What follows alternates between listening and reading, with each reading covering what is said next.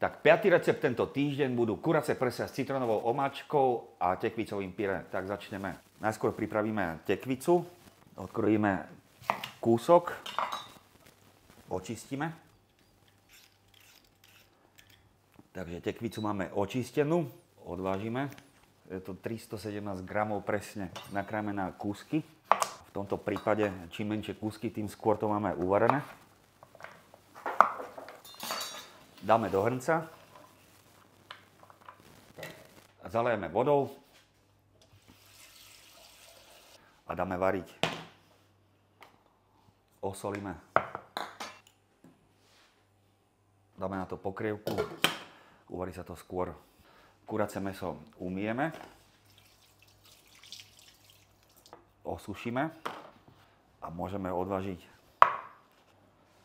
Takže má to 230 gramov aj so servitkami, čiže je to taká naozaj väčšia porcia. Mäso ešte očistíme. Tekvica sa varí, mäso máme očistené. Teraz ho mierne rukou pritlačíme, tak aby nám vznikli skôr platky než kúsky. Osolíme, okoreníme.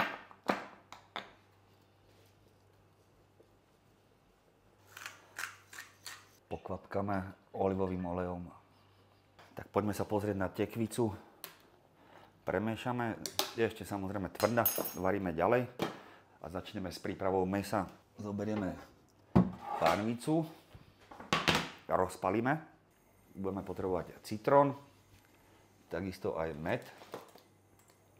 Maslo. Na pánvicu dáme olej. Počkáme, kým sa poriadne zohreje. Položíme mäso opekať. Mäso opekáme z prúdka z oboch strán. Pripravíme si jarnú cibulku. Očistíme. Oplachneme vodou. A nasekáme.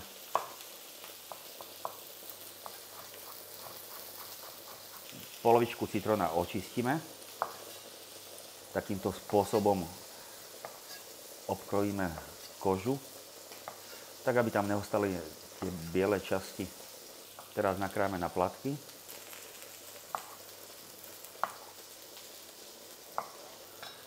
Dáme na panvicu. Mäso obratíme. Pridáme aj trochu medu, menšiu lyžicu. Dáme rovno na panvicu.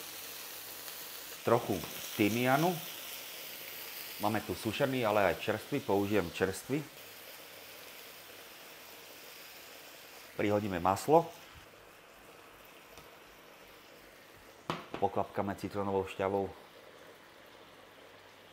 z druhej polky citróna. Ak chceme trochu viacej omáčky, pokojne môžeme použiť vodu, ktoré varíme tekvicu.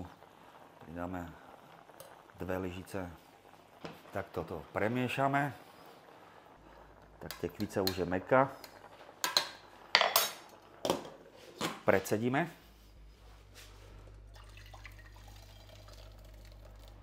Pridáme maslo a teraz poriadne rozmixujeme do hladka. Ak chcete trošku doladiť chuť, pridáte do toho štipku muškatového orechu, samozrejme strúhaného. No a ešte to vylepšíme strúhaným parmezanom. Hlavne si myslím, že vylepšíme tú chuť, takže asi tak nejak. Vám poviem presne, je to nejaký 15 gramov strúhaného parmezanu.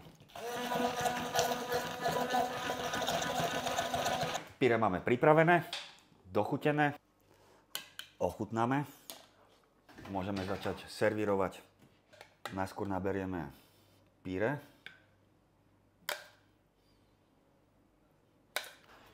A teraz výborné kuracie mäso na citrónovej omáčke. Prelejeme omáčkou a posypeme čerstve nasekanou cibulkou. No a dnešný obed alebo večeru máme hotovú, prajem vám dobrú chuť.